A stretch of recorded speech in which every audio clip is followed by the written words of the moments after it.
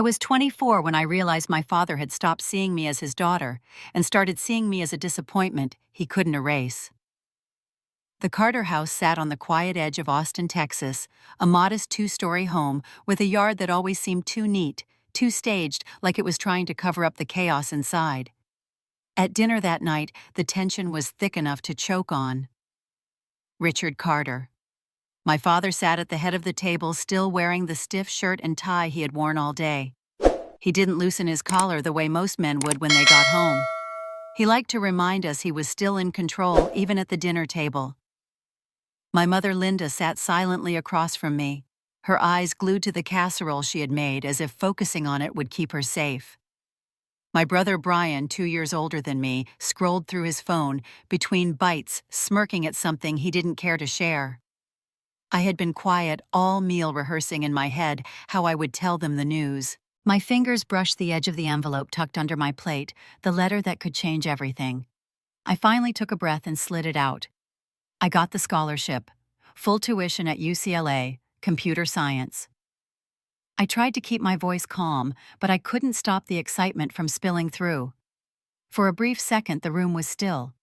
My mom's head lifted slightly, and I saw a flash of something in her eyes, hope, maybe even pride, but it faded just as fast. Brian barely glanced up. And my father laughed. Not the warm kind of laugh. It was sharp cold. Scholarship for what, Emily? For sitting in front of a screen all day, playing with codes like a child playing with Legos. I swallowed hard. It's not just playing, Dad, it's programming, building systems. This is one of the top programs in the country. He set down his fork with a deliberate clink and leaned back, crossing his arms. Carter women don't chase silly dreams. You will study business, something respectable, something that leads to a real career, not whatever this is. I felt my face flush. It's not silly. It's the future. That was all it took. He reached across the table, yanked the letter from my hands before I could react. The sound of the paper tearing in half echoed louder than any of us breathing. No daughter of mine is going to waste her time in California learning nonsense. You're going to UT Austin. Business administration. End of discussion. I froze. My mouth went dry. My mom opened her lips as if to say something, but then closed them again, looking down like she always did when he got that tone in his voice. Brian smirked at me. Should have seen that coming, Em. I stood up so fast, my chair scraped the tile. You can't just decide my life for me. My father's eyes darkened, and for a moment I thought he might actually get up. Sit down, Emily. His voice was like ice. No. I clutched the shredded letter. I'm not you. I'm not Brian. I'm not going to live a life you choose just because you're too afraid to let me try. His jaw tightened, and his hand curled into a fist against the table, but he didn't move. I left my plate half finished and walked out, heart pounding so loud I could hear it in my ears. That night, lying awake in my small room at the top of the stairs, I stared at the ceiling and tried to imagine a life outside of those walls. A life where I didn't have to ask for permission to breathe. My grandmother Margaret had given me an old laptop before she passed away, saying I had a mind too sharp to stay dull in this house. That laptop became my escape, my window to the world I wanted. I spent hours coding, teaching myself things no one in this family could even pronounce. When I wrote my first working program at 16, I thought maybe he would finally see I wasn't just some kid messing around. But the night I showed it to him, he barely looked up from the TV and muttered, "Did your grades drop because of this?" No matter how high my grades were, no matter how many achievements I brought home, it was never enough. Nothing I did could compete with Brian. He was the golden boy, the one who followed Dad's blueprint business degree, stable job, the fiancé Dad approved of. Meanwhile, I was the mistake Dad wanted to erase.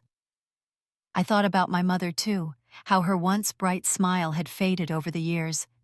She used to teach art at the elementary school nearby, but Dad convinced her to quit when Brian was born. Said a real Carter wife didn't need to work. She'd lost more than a job that day. She lost her voice. Downstairs, I heard Dad's deep voice rumble through the floorboards, talking to Brian about some investment deal, about how proud he was of him.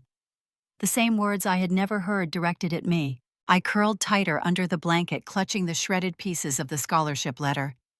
I knew then I couldn't keep living like this. The next morning, I came down for breakfast and saw Dad sitting with his coffee, flipping through the newspaper like nothing had happened. Mom moved silently in the kitchen, pouring scrambled eggs onto plates. Brian was already dressed for work, smiling like he belonged here, like he was the chosen one. I sat down and stared at my father. I'm going to reapply to UCLA. I'll find another way to go. He didn't even look up. No, you won't. I clenched my fists. I will. Finally, he raised his eyes to meet mine, and the look in them was a warning. Try it and see what happens. For a moment, nobody spoke. Mom's hand trembled slightly as she set down the orange juice. Brian shifted in his seat, amused. I said nothing else. I just finished my breakfast in silence. But inside, a fire had started. I would leave this house one way or another. That was the last calm day before everything shattered. It was late July, the Texas heat still clinging to the night like a heavy blanket, when I stepped out of the rideshare and walked toward the house. I had stayed later than planned at a tech meetup downtown, soaking in every word from the speakers who actually believed in the future I wanted.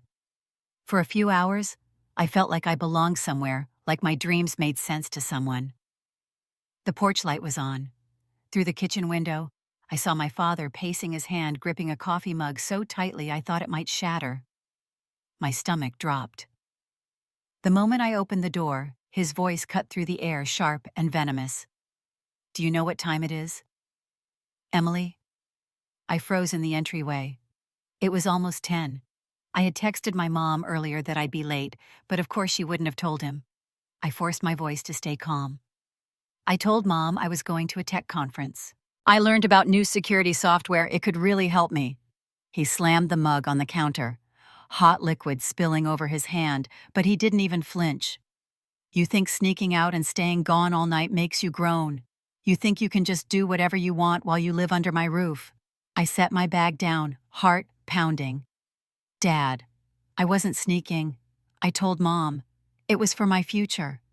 He stepped closer, his eyes cold and glassy. Your future is this family. Everything else is betrayal. Betrayal. My voice cracked. How is learning something new betrayal?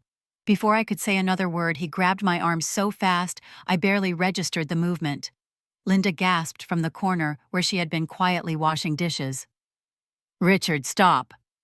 She rushed over, putting herself between us. He shoved her aside with one brutal motion. She stumbled, catching herself on the counter. Brian appeared in the doorway, arms folded, his face unreadable, except for the faintest hint of amusement. You really should know better, Brian said softly, like he was scolding a child. I tried to step back, but my father moved faster. His hand shoved hard against my shoulder, slamming me into the edge of the kitchen counter. The corner hit my ribs with a sickening crack, and the air rushed out of me in one strangled gasp. Pain shot through my chest like fire. I couldn't breathe. My knees buckled and I crumpled to the floor. Linda let out a panicked cry and reached for the phone on the wall. I'm calling 911, she said, her voice trembling. But before she could dial, Richard snatched the receiver from her hand and yanked it out of the base. Don't you dare bring outsiders into this. I lay on the tile, clutching my side, every breath shallow and jagged. Black dots swam in my vision. Mom! I rasped, my voice barely audible. Linda knelt beside me, her hands shaking as she touched my face. Oh God, Emily. Brian shifted his weight by the door, still silent. He didn't move to help. I have to get out, I thought. I can't stay here. With every ounce of strength I had, I crawled toward the back door, dragging myself inch by inch. Each movement sent waves of agony through my chest, but I kept going. My hand found the doorknob, and I pulled myself outside into the humid night air. The neighbor's porch light flicked on. Mrs. Martinez, who lived next door, stepped out with her small dog. She saw me collapsed on the steps, gasping. Emily, sweetheart, what happened? I couldn't answer. She ran over, kneeling beside me. My God, you're hurt. Stay here. I'm calling an ambulance. I heard her voice shouting into her phone, the words blurring together. Sirens echoed faintly in the distance, minutes later growing louder. By then, I was lying flat on my back in the grass, staring at the dark sky, tears streaming silently down my face. When the paramedics arrived, they lifted me gently onto a stretcher. I winced, biting back a scream as they strapped me in. One of them asked what happened. I fell. I whispered the words automatic, instinctive. They didn't press. They loaded me into the ambulance. I caught one last glimpse of my mother standing in the doorway, her face pale and haunted. Behind her, my father stood in the shadows, arms crossed, his expression unreadable. The ride to the hospital was a blur. Every bump in the road sent sharp jolts through my ribs. The paramedic kept telling me to breathe slowly, that I was going to be okay. At the ER, bright lights blinded me. Doctors and nurses hovered around taking scans, asking questions. I was too exhausted to think. A middle-aged nurse with kind eyes leaned over me after the x-rays. "You've got 2 fractured ribs, honey. It'll hurt like hell for a while, but you're going to heal." I nodded weakly, even as dread sank deeper into my chest. How do you heal from this kind of pain? Later, after they wrapped my ribs and gave me medication, a police officer stepped into the curtained room. He introduced himself as Officer Hayes, his tone gentle but firm. "Emily, we have to ask, how did this happen?" I hesitated, my throat dry. He looked at me like he already knew, like he had seen this before. Before I could speak, I saw movement behind him. My mother stood there clutching her purse with both hands, her eyes red and swollen. She gave the smallest shake of her head. "Please," her eyes seemed to beg. "Please don't." I swallowed hard. I fell. I was rushing and I tripped on the back steps. The officer's eyes searched mine like he was weighing whether to believe me. He wrote something on his clipboard. "All right, if you remember anything different, call us." He left. Mom stepped closer. "Emily, I'm so sorry. I wanted to call. I wanted to save it." I muttered, my voice raw. She flinched. I turned my face toward the wall, closing my eyes. I didn't want to see her guilt, didn't want to hear the excuses.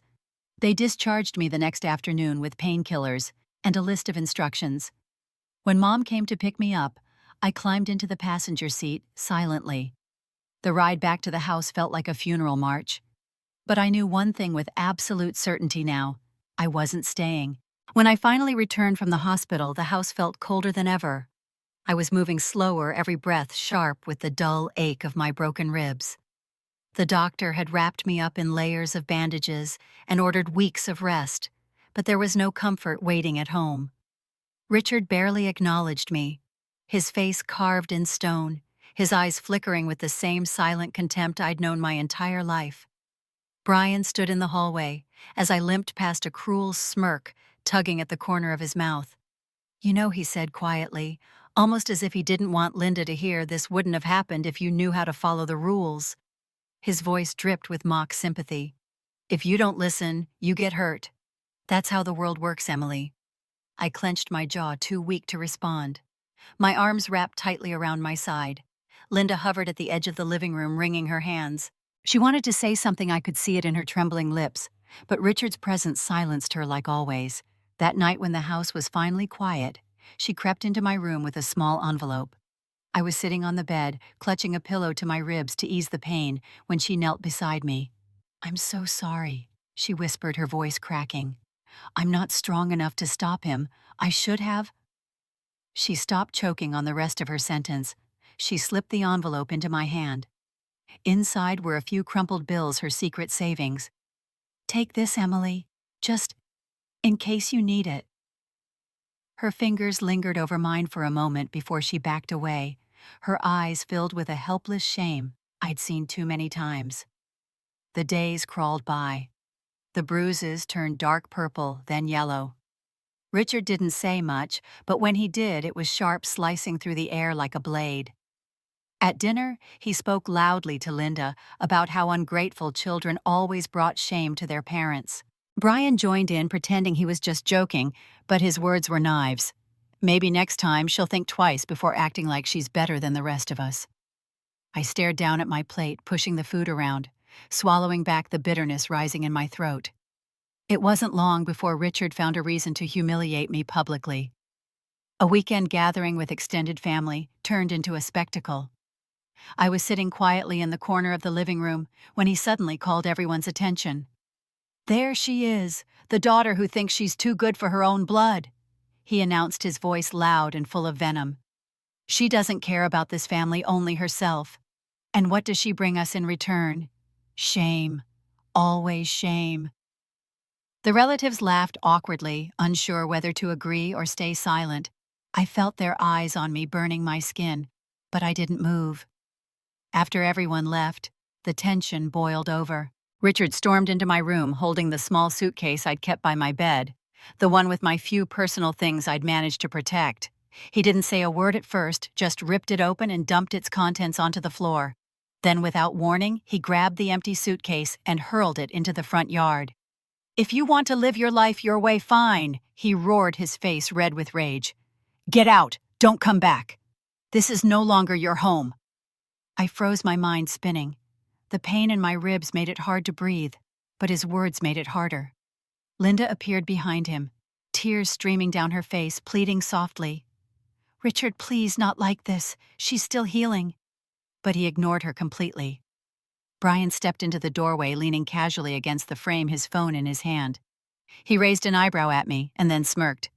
"If you even think about telling anyone what happened," he said, his voice calm and cold, "I'll make sure everyone believes you're a thief. I've got enough texts and little stories to ruin you. Don't test me, Emily." His thumb moved across the screen like he was already drafting the message. I felt my chest tighten, a different kind of pain, now mixing with the physical ache. There was no safety here, no room left for hope or waiting. I bent down slowly, clutching my ribs, and began gathering the things that had been thrown on the floor. Linda hovered nearby, whispering my name, but I couldn't meet her eyes. I stuffed what I could into a small bag, the only one left, and walked past them both without a word. Outside, the evening air was cold, sharp against my skin. The suitcase sat abandoned on the lawn like an accusation. I picked it up with shaking hands and stood there for a long moment, staring at the house I'd once called home. It felt like a stranger's place now, just walls filled with echoes of anger and fear. I knew there was no turning back. I stepped onto the sidewalk, each movement sending waves of pain through my ribs, but I didn't stop. I didn't look back. My phone buzzed in my pocket, a message from Brian. "Remember what I said. Stay quiet, or you'll regret it." I turned the screen off and kept walking, the darkness swallowing me as I left everything I knew behind. The bus ride to Los Angeles felt endless. I spent most of it pressed against the window, my ribs still aching with every turn of the road, my mind looping through everything I had left behind. I had scraped together enough money from the small envelope Linda gave me to buy the cheapest ticket I could find. By the time the bus finally pulled into the terminal in downtown LA, the sun was already dipping behind the skyline, painting the city in streaks of gold and orange. Tina was waiting for me just outside the station. She spotted me before I even saw her and rushed forward, wrapping me in a hug so tight it almost knocked the breath out of me. I winced slightly, my ribs protesting, but I didn't let go. "Emily," she said softly, her voice trembling. "I'm so sorry." I shook my head, forcing a weak smile. "Don't. I'm here now." She looked at me for a moment, her eyes scanning the dark circles under mine, the stiffness in the way I moved. Then she nodded like she understood and grabbed my suitcase. "Come on, let's get you settled." The room I ended up renting was little more than a box with peeling paint and a single flickering light bulb. It smelled faintly of mildew, but it was cheap and close to the bus line. I remember sitting on the thin mattress that first night, clutching the small bag of clothes I'd brought, feeling both terrified and oddly free. The next morning, Tina took me to Secure Works LA, where she had gotten me a temporary job doing basic IT support. It was far from glamorous, and the pay was barely enough to cover rent and food, but it was something. During the day, I handled endless help desk tickets, fixing login issues and broken printers for impatient office workers. At night, I stayed up studying advanced programming tutorials, teaching myself everything I could about cybersecurity. Those weeks blurred together into a cycle of exhaustion. I would work long shifts, come home with cheap instant noodles, and eat them while my laptop hummed on the rickety desk. Sometimes I fell asleep with my head still resting on the keyboard, only to wake up with lines from the keys imprinted on my cheek. But despite the fatigue, I felt a spark starting to grow inside me. I was finally in a place where I could learn, where no one was hovering over me, telling me it was a waste of time. I started to notice patterns in the work I was doing at SecureWorks, problems that small businesses faced when trying to keep their data safe. Most of them couldn't afford enterprise-level solutions, and the ones they did buy were too complicated for non-technical people to use. One night, sitting cross-legged on the floor with my laptop balanced on my knees, the idea hit me. What if there was a security platform that was both powerful and simple? Something built specifically for small businesses. A tool that didn't need a dedicated IT department to manage it. I opened a new document and began typing furiously, sketching out features, user flows, and the core architecture. I called it ShieldNet. It was nothing more than an idea at first, just notes and rough mock-ups, but it felt different. It felt like something that mattered. Tina noticed the change in me. She'd come over after her shifts and find me still awake at 2 a.m, eyes glued to the screen. "Emily, you're going to burn out if you don't sleep," she warned. I smiled tiredly. "I can't stop now. I think this could work." She crouched next to me, resting a hand on my shoulder. "Then promise me something. Whatever you're building, don't let anyone take it from you." I nodded, though I didn't fully understand why her words felt like a warning. Weeks later, I attended a small tech networking event downtown. I almost didn't go because I was so drained from work, but Tina insisted. She handed me a flyer and said, "You need to meet people who get what you're doing. Sitting in this room alone won't get you anywhere." So I went. The event was held in a co-working space filled with mismatched chairs and cheap wine in plastic cups. People clustered in small groups, chatting about startups and new frameworks. I hovered near the edge of the room, unsure where to start, clutching a printout of my basic prototype. That was when I met Adrian Wright. He was standing near the refreshment table, casually sketching something on his tablet. He glanced up, saw me lingering awkwardly, and smiled. "You look like you're debating whether to talk to someone or leave." I laughed softly. "Maybe both." "What are you working on?" he asked. I hesitated for a moment, then pulled out my rough prototype. "It's called ShieldNet. It's a security platform for small businesses. Something easy enough for anyone to use without an IT background." He studied the mock-up intently, his brow furrowing in concentration. "The technology sounds solid, but the interface?" He paused, tilting his head. "It could be more intuitive." My stomach sank. "I know. I'm better with back-end systems. Design isn't my strength." He tapped his pen against the tablet thoughtfully. "What if you handled the back-end and I focused on the UX?" I blinked at him. "Are you saying you want to collaborate?" His smile widened. "If you're serious, yes. I think we could make this work." For the first time in months, I felt a rush of hope strong enough to cut through all the exhaustion. Someone believed in my idea. Someone saw the potential. I shook his hand, my mind already racing with possibilities. We met the next day at a small cafe near Culver City, a quiet spot with worn wooden tables and the smell of fresh coffee in the air. Adrian brought his tablet and a notebook filled with sketches.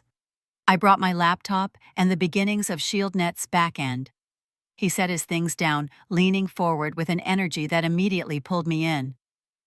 "So tell me everything. How far have you gotten?"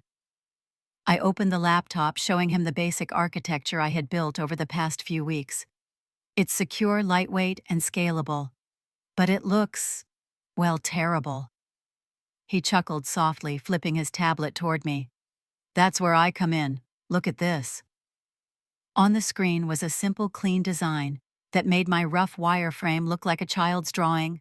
Clear buttons, minimal menus, and a layout that felt inviting, not intimidating. I stared at it for a long moment. "It's perfect," I whispered. "How did you do that so fast?" He shrugged like it was nothing. "It's what I do. I've worked with enough small businesses to know what confuses them. We'll make it so simple your grandmother could use it. We spent hours brainstorming, refining the concept until it felt alive. For the first time, I wasn't just a girl working in a dim room with ramen cups piling up around me. I was part of something real.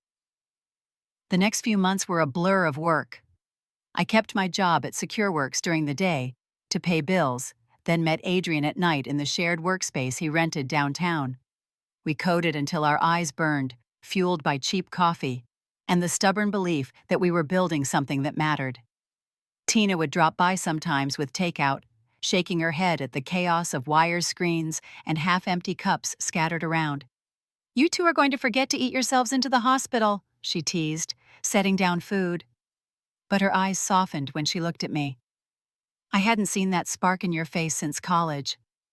Whatever this is, keep going." The prototype slowly took shape. ShieldNet was no longer just an idea. It was a working product. We tested it with a few local businesses. Adrian had connections with small shops and restaurants who were desperate for affordable security solutions. The feedback was encouraging. But building a product was one thing. Getting people to notice it was another. Adrian suggested we attend a tech meetup in Santa Monica, a bigger event with angel investors known to drop in. I was nervous, but he insisted. "We need people to see this, Emily. If we're going to make it real, we can't hide in a basement forever." That night I stood in a crowded room full of polished startup founders, pitching their apps like they were selling dreams. My hands were clammy as I clutched the laptop with our demo.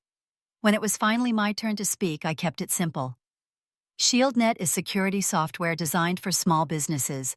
It's as powerful as enterprise-level tools, but simple enough for anyone to use. We're making protection accessible. A few people nodded politely, but most moved on. I felt the familiar sting of doubt creeping in. Maybe we were too small too late. But then one woman stayed behind after everyone else walked away. She introduced herself as Patricia Lawson. "I know this market," she said calmly, her eyes sharp. "I sold 2 cybersecurity companies before the recession. What you're building, it's needed." I blinked, unsure if I heard her right. "You think so?" She nodded once. "But it needs funding and proper scaling." "Have you thought about investment?" Adrian and I exchanged a glance. We'd talked about it, but it felt too far away, too out of reach. Patricia handed me her card. "Let's set up a meeting. Show me your numbers." When she left, I stared at the card in my hand, my heart pounding so hard it drowned out the noise of the room. That night, back in the tiny apartment, Adrian and I sat on the floor surrounded by papers and notes. "Do you realize what this could mean?" he said, his voice almost a whisper. I nodded slowly. It felt like the first crack of light breaking through a long tunnel. But there was still so much to do. We needed a polished demo, a business plan, and financial projections. And I still had bills to pay, still worked long hours at SecureWorks just to keep the lights on. The exhaustion was deeper now, but so was the determination. I wasn't just surviving anymore. I was building something that could change everything. One evening after a particularly grueling day at work, I came back to the workspace to find Adrian already there sketching out the next version of the interface. He looked up and smiled. "I think we're ready." For a moment I let myself believe it. The following week was a whirlwind of preparation. Adrian and I worked late into the night, fine-tuning every detail of ShieldNet's demo and building a deck that could actually impress someone like Patricia Lawson. My laptop never left my side, and my phone was full of endless reminders. Refine pitch, double-check financials, prepare talking points. We scheduled the meeting at a sleek, co-working space downtown that Patricia often used for her consultations. On the day of, I woke up early, too anxious to eat. I ironed the only blazer I owned, a thrift store find that somehow still made me feel professional. When Adrian arrived to pick me up, he handed me a cup of coffee and tried to calm me down. "Emily, breathe. She's interested. That's already a good sign." I tried to smile, but my hands wouldn't stop shaking. "What if we're not ready?" "We're ready," he said firmly. "Trust me." Patricia was already there when we arrived, sitting at a round table by the window, sunlight catching the silver streaks in her hair. She greeted us with a warm but businesslike smile and gestured for us to sit. "Show me what you've got." I opened the laptop and started the demo. My voice was steady as I explained the architecture, the features, the simplicity that made ShieldNet different from other security products. Adrian followed with a walkthrough of the interface, highlighting how intuitive it was for non-technical users. Patricia asked sharp questions, the kind that made my heart skip. How do you plan to scale support? What about compliance with industry standards? Who are your direct competitors, and why would a small business choose you over them? I answered each one carefully, drawing from every late-night research session and every problem I'd seen small businesses struggle with during my time at SecureWorks. Adrian added insights where design and user experience were concerned. By the end, I could see her expression had shifted. She was no longer just politely listening. She was thinking. Finally, she leaned back in her chair and folded her arms. "You have something here. It's early and you'll need guidance, but it's promising. I'm willing to put in $150,000 for 15% equity." For a moment, I couldn't even process the number. It felt surreal. Adrian blinked, his lips parting like he was about to speak, but Patricia continued. "I'll also connect you with my network. That's the real value here. I can get you in front of clients who will actually pay for this." I swallowed hard, glancing at Adrian. He gave me a small nod. "We're in," I said, my voice steadier than I felt. Patricia smiled faintly. "Then let's do this properly. I'll have my lawyer draft the paperwork. Congratulations, you two." When we walked out of that meeting, the sunlight felt different, brighter. For the first time in my life, I had someone outside of my tiny circle who believed in me enough to invest real money. We didn't celebrate right away. Instead, we went back to the workspace and sat quietly for a while. Adrian finally broke the silence. "You realize what just happened, right?" I nodded slowly. "We're no longer just two people building something in the dark." He grinned. "Exactly." The next few weeks moved fast. With Patricia's seed funding, we rented a proper office in a shared startup incubator in Westwood. It was still small, but it had real desks, whiteboards on the walls, and enough space to bring in a part-time developer to help with the workload. I quit my job at SecureWorks, a decision that terrified me, but also felt inevitable. We spent every waking hour building the beta version of ShieldNet, refining it based on feedback from Patricia's contacts. I barely left the office except to grab coffee or crash for a few hours of sleep at the tiny apartment I still shared with two other renters. But there was a new rhythm to my exhaustion now. It wasn't the endless, draining kind I felt back in Texas. It was purposeful. One afternoon, while I was deep in debugging a tricky piece of code, my phone buzzed with an unknown number. I almost ignored it, but something made me pick up. "Emily." My breath caught. It was Linda. "Hi, Mom." There was a pause, then her voice cracked. "I just wanted to hear your voice. I hope you're okay." "I'm fine," I said softly. "I'm in Los Angeles. I'm working on something important." Another pause. "Your father doesn't know I'm calling." I closed my eyes. "Of course he doesn't." "I'm proud of you," she whispered, so quiet I almost didn't hear it. Before I could respond, the line went dead. I stared at the phone for a long moment, emotions swirling in a way I didn't have time to untangle. I set it down and went back to work. There would be time to process later. 2 months after Patricia's investment, we launched ShieldNet's closed beta to a group of 15 small businesses. The feedback was better than we could have hoped. Owners who had been terrified of data breaches told us they finally felt safe. They recommended small tweaks, but overall they loved it. Patricia was true to her word. She introduced us to more potential clients, more investors, even a few journalists. Slowly, word started spreading. Then came the night that would change everything. A well-known tech blogger who specialized in cybersecurity wrote a glowing review of ShieldNet. He called it the security solution small businesses have been waiting for and praised its simplicity and power. By the next morning, our inbox was flooded. Requests for demos, inquiries from potential partners, messages from small business owners desperate for a product like ours. I sat in the office staring at the screen as the numbers climbed, my heart pounding in disbelief. Adrian leaned over my shoulder, his face lit up. We just went from unknown to noticed. I smiled a slow, quiet smile that felt like it had been waiting years to form. The emails kept pouring in. By noon, we had 300 sign-up requests, and by the end of the day, it was over 1,000. My head was spinning as I tried to keep up with the messages replying to potential clients and setting up calls. Adrian was pacing the office, his phone glued to his ear as he coordinated with Patricia on next steps. "We need to scale faster than we planned," he said after hanging up. "We need more servers, more hands, and someone to handle customer onboarding." I nodded, my fingers still flying across the keyboard. "I'll reach out to some freelance developers tonight, maybe even post a listing on the incubator board." That entire week felt like standing in the middle of a storm that was equal parts exhilarating and terrifying. We barely slept, surviving on coffee and adrenaline.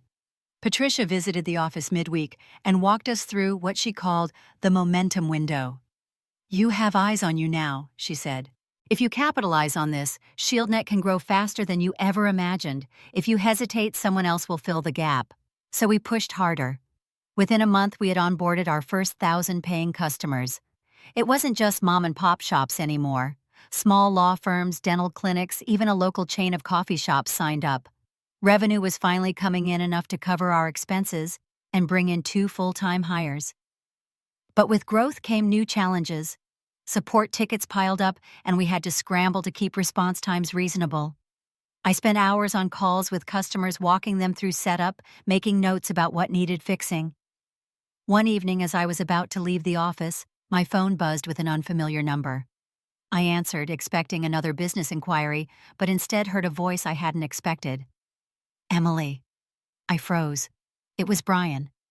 "What do you want?" I said, my tone flat. He chuckled, the sound low and mocking. "Heard you're doing well out there, making a name for yourself. How do you know that?" "Oh, you'd be surprised who still keeps tabs on you. Dad showed me some article about your little company. Guess you're not completely useless after all." My grip on the phone tightened. "What's your point?" His voice dropped. "The point is, don't forget where you came from.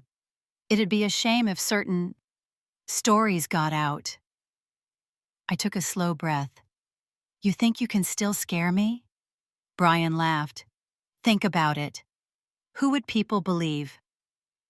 A girl who ran away, or the family she abandoned?" Before I could respond, the line went dead.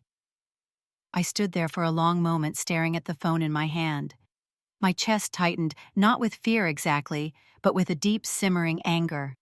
I wasn't that girl anymore. He couldn't touch me now. The next day, I poured myself into work with renewed focus. ShieldNet was growing too fast for me to waste energy on ghosts from Texas. Adrian noticed my distraction but didn't push. By the end of the quarter, we had over 5,000 customers. Patricia organized a small investor dinner in Beverly Hills to introduce us to potential Series A backers. I remember standing in that elegant restaurant surrounded by polished executives in tailored suits, and feeling like I had stepped into someone else's life. One of the investors, a sharp-eyed man named Derek Sullivan, leaned in during the dinner and said, "You know, Emily, companies like yours often get acquisition offers once they hit a certain threshold. Have you thought about an exit?" I forced a polite smile. "Right now, we're focused on growth." Adrian nodded beside me, his expression unreadable. After the dinner, as we rode back in an Uber, he finally asked, "Would you ever consider selling?" I stared out the window at the city lights blurring past. "Not yet. I want to see how far this can go." He smiled faintly. "Good. Me too." 2 weeks later, an email landed in my inbox from a corporate address I didn't recognize. The subject line simply read, "Strategic Opportunity." I opened it and scanned the message.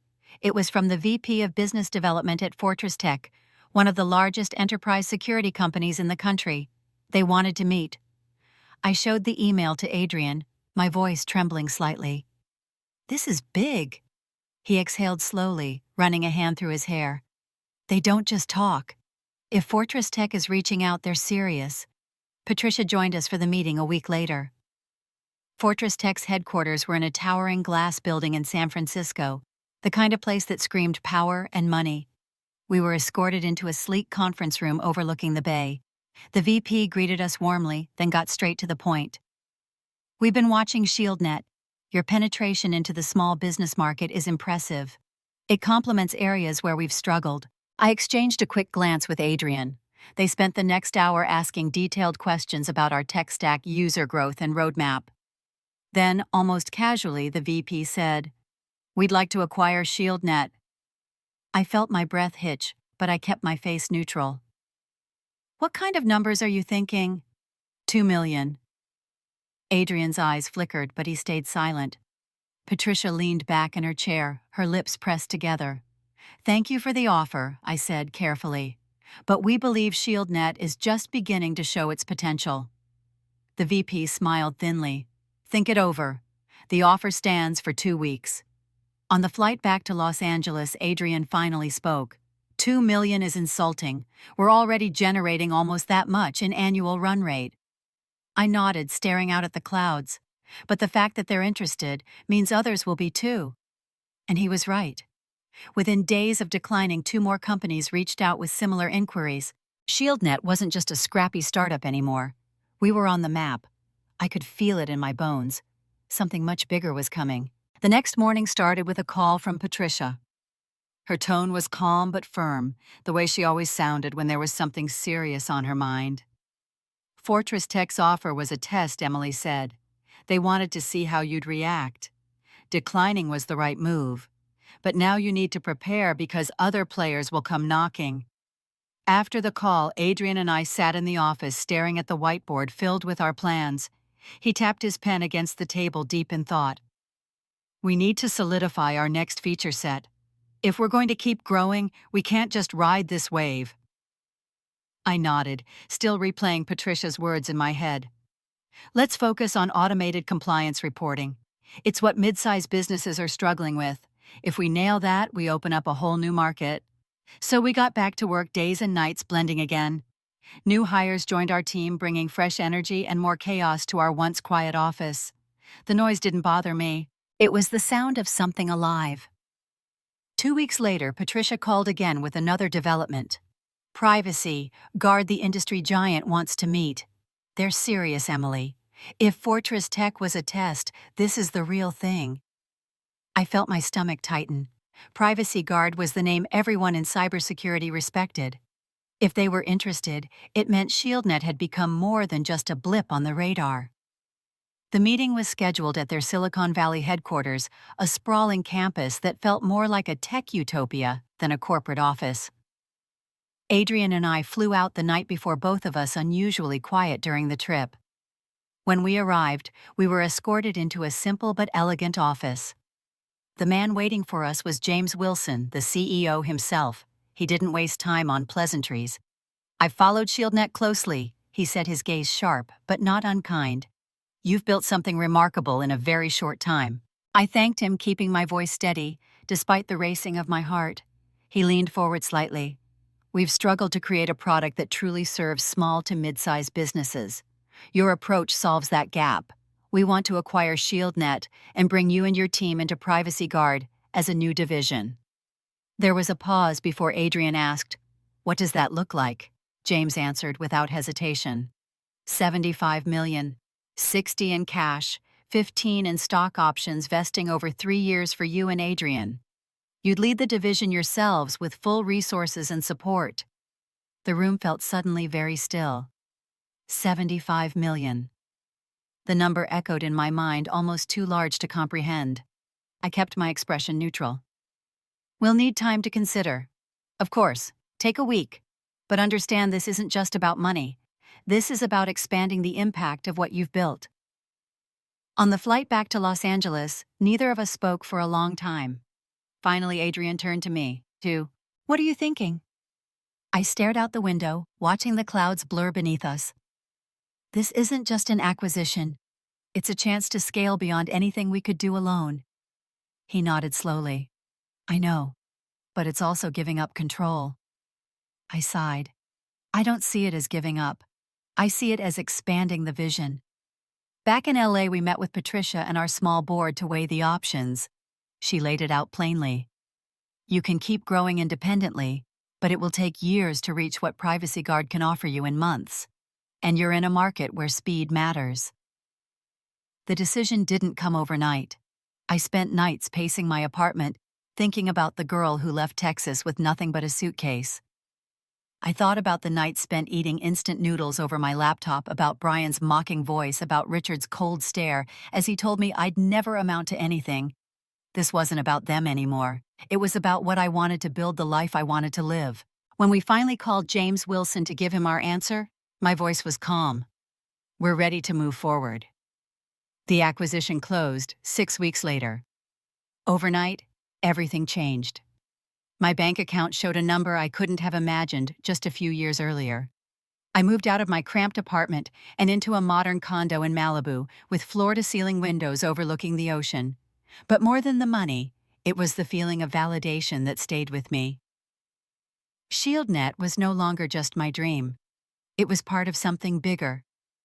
Adrian and I transitioned into our new roles at Privacy Guard smoothly. We had a larger team, more resources, and the freedom to focus on strategy instead of constant firefighting. One evening after a long day of meetings, I stood on my new balcony with a glass of wine. The sun was setting over the Pacific, turning the water gold. My phone buzzed with a text from Linda. I saw the news. "I'm so proud of you." I stared at the message for a long time before replying. "Thank you, Mom." Almost immediately another message came. "Your father. He knows too." I didn't respond.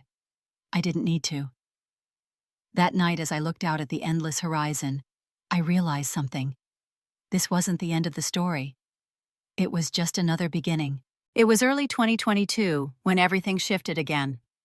ShieldNet had grown beyond anything I could have imagined. 5,000 businesses relied on our platform, from small dental clinics to regional law firms. We had become the go-to security solution for companies that couldn't afford enterprise-level systems but needed the same level of protection. One Monday morning, as I sipped my coffee in the Malibu condo, my phone buzzed with an email from Patricia. The subject line read, "Privacy Shield wants to talk." My heart skipped. Privacy Shield was the biggest player in the cybersecurity industry, bigger even than Fortress Tech. Later that afternoon, we sat in the boardroom at Privacy Shield's Los Angeles satellite office. James Walker himself, a legend in the industry, walked in with a quiet confidence that filled the room. He greeted Adrian and me with a firm handshake, then went straight to the point. "We have been following ShieldNet closely. You've captured a market segment no one else has touched successfully.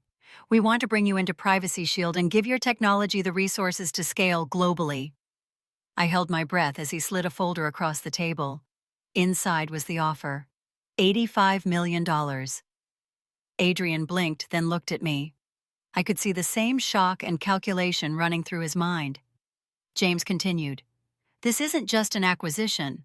We want you, Emily, to lead a new division under Privacy Shield, focusing on small and mid-sized businesses. Adrian would remain head of user experience.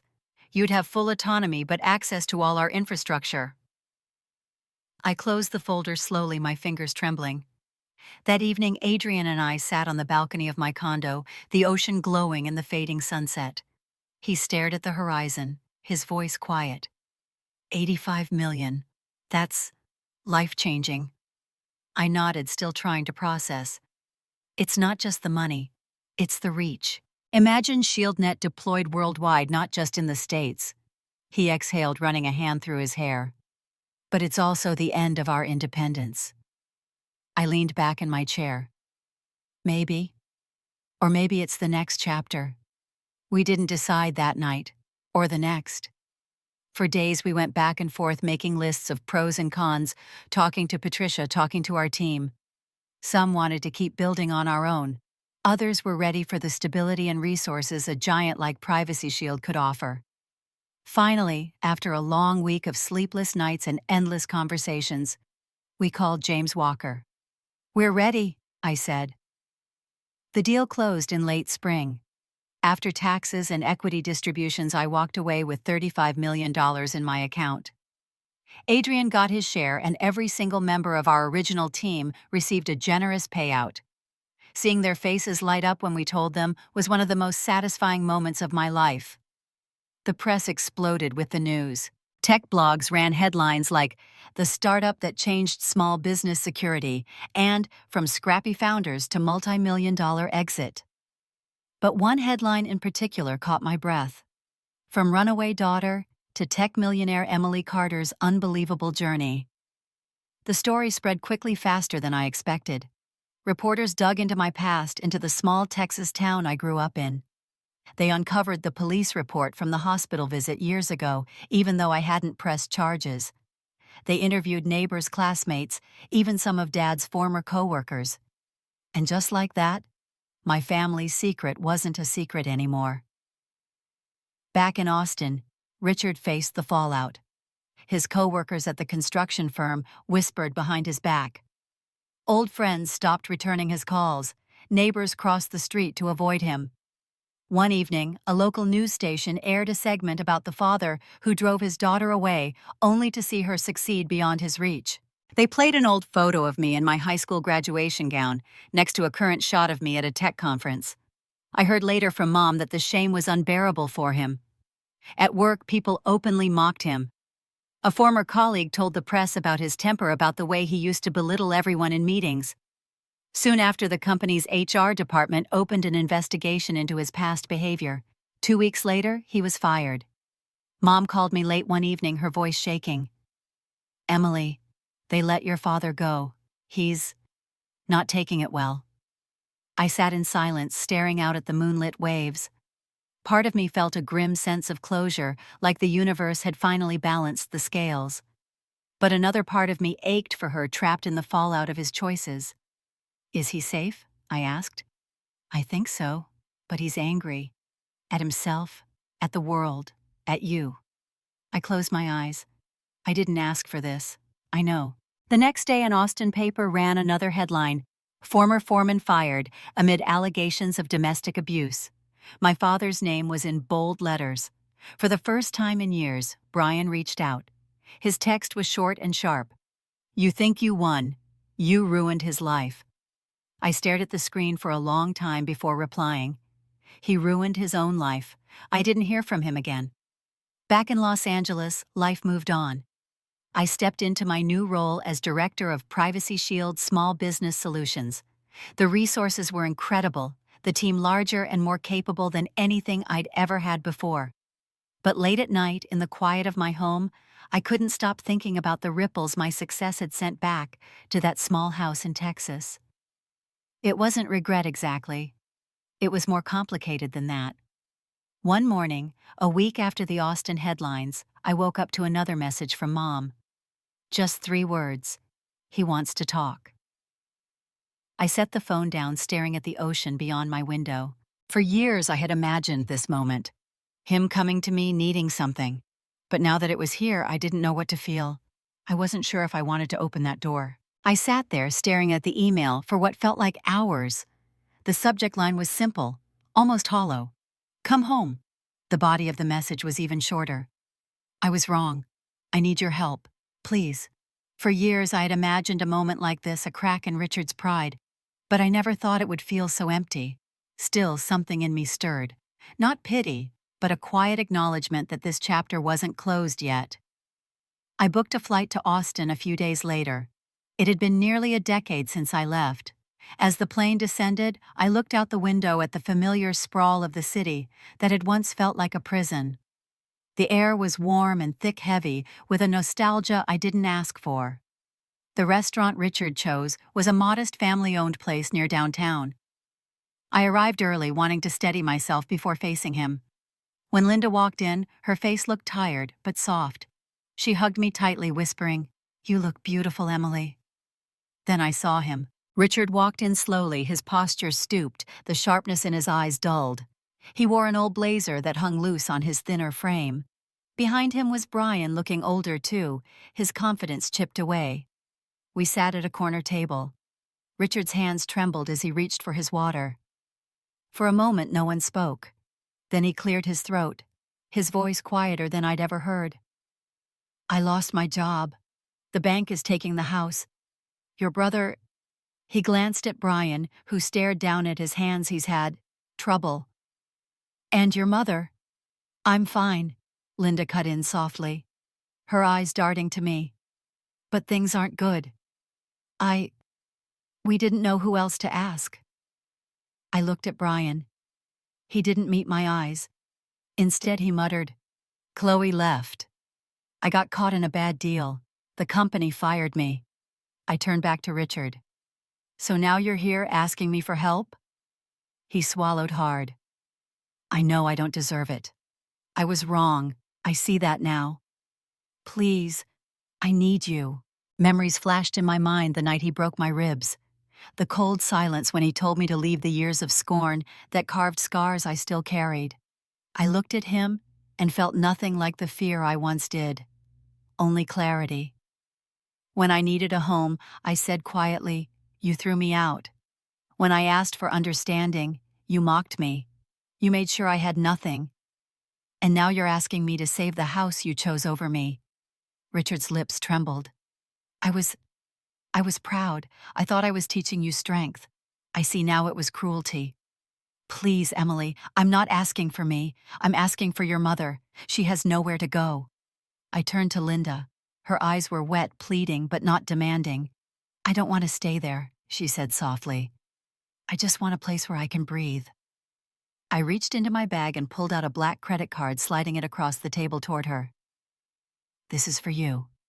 Find a new place, somewhere safe, somewhere that feels like yours. Start over." Linda took the card with trembling hands, whispering, "Thank you." Richard's voice cracked. "And me?" I held his gaze. "No. You made your choice. You didn't just fail me, you destroyed every bridge you could have crossed back to me. I can help her. But you, Richard, will live with what you did." His face paled, the weight of those words settling on his shoulders like a final sentence. He lowered his head, and for the first time in my life, I saw him break. His hands clenched on the table, his shoulders shaking. Brian finally spoke, his voice low and bitter. "You're going to leave him like this. He's still our father." I turned to him. "He was your father. Mine died the night he told me I wasn't his daughter anymore." No one spoke after that. The silence was heavy, filled with things that could never be unsaid. I stood leaning down to kiss Linda on the cheek. "Call me when you find a place," I whispered. I walked out of that restaurant into the warm Austin air, leaving behind the man who once ruled my world with fear. Through the glass window, I saw Richard still sitting there, hunched and silent, his eyes red, but his mouth closed. He didn't even try to stop me. As I stepped into the waiting car, I felt a strange calm wash over me. It wasn't triumph. It wasn't revenge. It was simply release. The past no longer had any hold on me. Back at the hotel that evening, I received a message from Linda. Just 2 words: "Thank you." I put my phone down and stared out at the fading sunset. For the first time, Austin didn't feel like a shadow. It felt like a chapter I had finally finished. The next morning, I boarded my flight back to Los Angeles. I had no plans to return. The flight back to Los Angeles felt lighter than I expected. When the plane landed, the familiar ocean breeze greeted me as if it had been waiting all along. My driver took me straight to the Malibu house, where the glass walls opened to endless views of the Pacific. For the first time, it truly felt like home. In the days that followed, Austin became nothing more than a memory. I didn't look back, but word still reached me. Brian filed for bankruptcy. Whatever money he had left vanished in the aftermath of his failed deals. Chloe didn't return. He sold what little he owned and quietly moved out of Austin, disappearing into a new city where no one knew his name. Richard stayed in the old house now, nearly empty. The neighbors had grown colder, avoiding him completely. They left unsigned letters on his doorstep, reminding him of the daughter he had hurt. Local papers ran follow-up stories about the disgraced father of a tech mogul rehashing the hospital visit, the whispers of abuse that everyone had ignored for years. The bank finally posted a foreclosure notice. I didn't call. Meanwhile, other names from my past began to crumble. Evelyn Stone, the woman who had once treated me like a naive outsider, was exposed for fraudulent accounting practices at Stone Tech. Within weeks, the company collapsed under federal investigation. Ryan, the smooth-talking CEO who had tried to exploit my early work, was arrested for defrauding multiple startups. I watched the headlines from a distance, feeling no glee, just a quiet sense of the universe aligning itself. But I didn't want my life to revolve around what had fallen apart. I wanted to build. So I created Shield Foundation. The idea came to me one sleepless night, a nonprofit that would provide grants, mentorship, and safe housing for women escaping domestic violence, as well as scholarships for young women in tech. The first time I stood in front of a room full of survivors, telling them that they were stronger than they believed, I felt something inside me shift. Linda moved in with me for a while. She arrived with just a single suitcase, her posture uncertain, but her eyes softer than I had seen in years. I showed her the studio I had set up, a sunny room overlooking the ocean with easels, brushes, and endless blank canvases. She stood there quietly, running her fingers over the wooden frame of a canvas. "I used to dream about this," she whispered, "painting without anyone telling me it was a waste of time." "Then do it," I said. "This space is yours." In the weeks that followed, Linda began to paint again.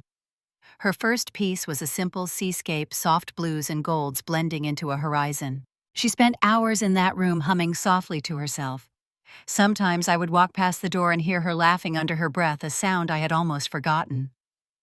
One evening I came home from a board meeting to find her sitting on the terrace watching the sunset with a glass of wine. Her face was calm, her smile unforced. I joined her, sitting quietly as the sky turned shades of pink and orange. "I can't remember the last time I felt this at peace," she said. I reached over and took her hand. "You deserve it. You've always deserved it." She turned to me, her eyes glistening, but not from sadness this time. "I should have protected you. I should have been stronger. You were strong in the ways you could be," I said gently. "And now we're both free." She smiled, then really smiled, and it was like seeing a part of her that had been locked away finally step into the light. The foundation grew faster than I expected.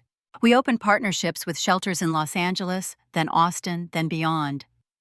I funded programs that offered coding classes for young girls from underprivileged communities.